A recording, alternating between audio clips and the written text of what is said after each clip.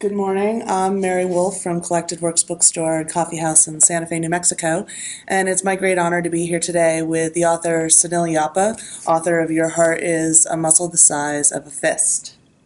Good morning. Good morning. I'm impressed you got the title all in one run. Congratulations Thank on you so your much. book. Yeah. We're so pleased that we picked it for Indies Introduced this year. Yeah, good pick. Yes, very good pick. And I'm so excited to be here. It's a lot of fun.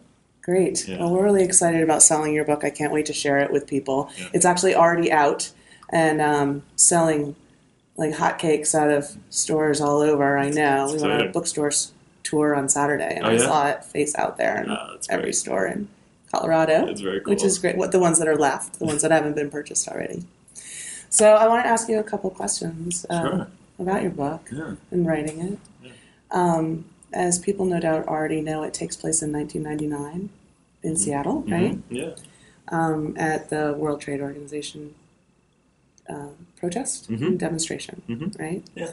And it's a nonviolent protest. That's right. But like so many nonviolent protests, they don't stay nonviolent for long, right? Right. Well, so it started as a nonviolent protest, and the book tracks one day, obviously, and it tracks the course of this sort of devolution from nonviolent into a chaotic protest. And something I track very carefully in the book is that it was actually, the way it was portrayed in the media was that people were breaking windows, and that's why the cops responded with tear gas. But it actually happened the other way. And that timeline is very important to me because it was a very disciplined nonviolent protest. The chief of police decided to tear gas people. And it was much, much later in the day when a small group of people, literally about 10 or 20 people, started breaking windows. But the tear gas had been going off for hours at that point. Right. Yeah. Yeah, that's kind of what it meant, is that nonviolent protest seems to attract violence against nonviolent protesters. And they prepare for that. Sure. They're ready for being tear gassed. And sure. I mean, one of the amazing things to me was I remember this protest in '99. I was in college at Penn State, 3,000 miles away, and I didn't go. I'd already been arrested as a young man for something else, and I didn't want to spend a night in jail. I'd already spent, half a night in jail. So starting to write the book, and I saw a photo of a woman on her knees in an intersection, blood coming from her forehead, from a wound in her forehead. She'd obviously been hit by a baton. And I thought, what courage it takes to go to these protests, because I hadn't had the courage to go. And so as I started to write about it, that was one of the ways that I found a lot of admiration for these people for being willing to go to a protest, be nonviolent, and actually sit in the streets and wait for the cops to come and let it be their decision how they want to clear the streets or not. And fully expecting a violent response, unfortunately. And yet some of your characters are on the other side of the scene, That's right? Yeah. They represent the police, obviously the chief of police and a couple of police. Yeah, so there's seven characters, and we have two protesters, one young man who unwittingly gets pulled into the protest, but then we have three cops who are on the other side. Because what was interesting to me, particularly looking at some of the other pictures where the cops look like completely faceless stormtroopers, and I thought, there's a human story there, too. I was very interested in that, and the first bits of research I did revealed that, the cops were human, too. A lot of the guys hadn't, and women, hadn't slept in 18 hours, hadn't had meal breaks for 18 hours, and so you can understand, and they were completely overwhelmed. There was about 900 cops on duty, and 60,000 protesters showed up. So they were just absolutely overwhelmed. And that doesn't excuse any of the behavior, but it helps us start to empathize and put ourselves in those shoes. How would I react? Right. So another one of those pictures is someone a cop shooting a tear gas canister from about a foot away, which is very, very dangerous.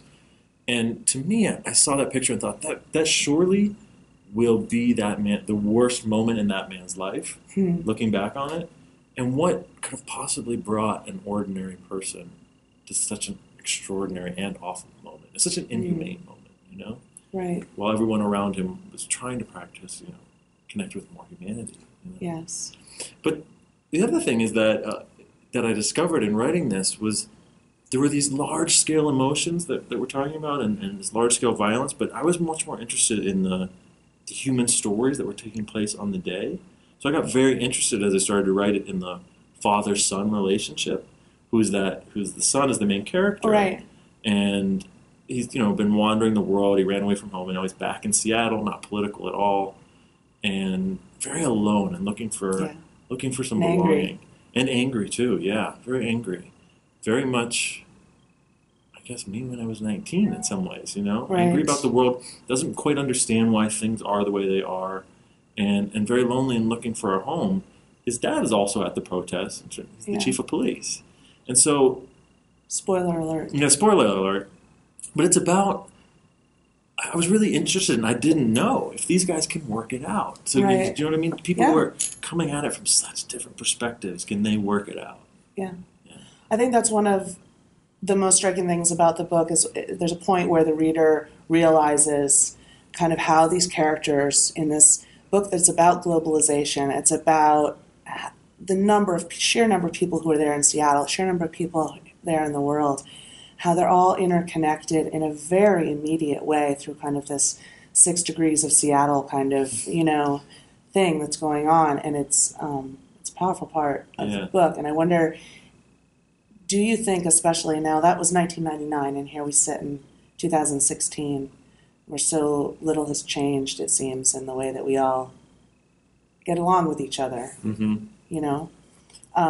Do you think that we're coming together as people or growing apart? I don't know if we're coming together or coming apart. I think one of the things the Seattle protests really highlighted for me, and something that traveling, and I lived in a lot of countries while I was working on this book and before I was working on this book, and one of the things that struck me so forcefully was how quickly our lives, I don't even know if it's 6 degrees of separation, how quickly our lives overlap with lives halfway across the globe.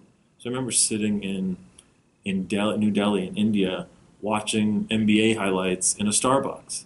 It's like that's everywhere. Or being in, wandering into a protest in Bolivia, and a different kind of human connection, sitting down and talking with those guys about why they were protesting. And my life was sort of stumbling into their lives, and that we could form a connection. So I'm not sure if the world is coming together or pulling apart, but I know that when we share our stories with each other, it's a really powerful connection. And I think, to me, that's the power of empathy. There's a difference between having a conversation about globalization or having a conversation about race, as we've been talking about after Ferguson, right? Or after Baltimore, and actually walking in someone else's shoes. Like, empathy is something much more profound, I think. And as I say, empathy, I think it can be a radical act to not just talk, but really try to feel what it was like to be in someone else's shoes. Right. Yeah. Huh. Did your opinion of the efficacy of nonviolent protest change as you wrote the book? Yeah, because I did, because I came into it thinking they weren't effective at all. I'm actually totally serious. Right. It was one of the most difficult parts of the book. I was very attracted to this moment, and I knew I wanted to write protesters, and it kept coming out as satire. Interesting. Yeah, it's really interesting. I'm not sure if that was my personal problem, or I had absorbed the cultural notions about protesting.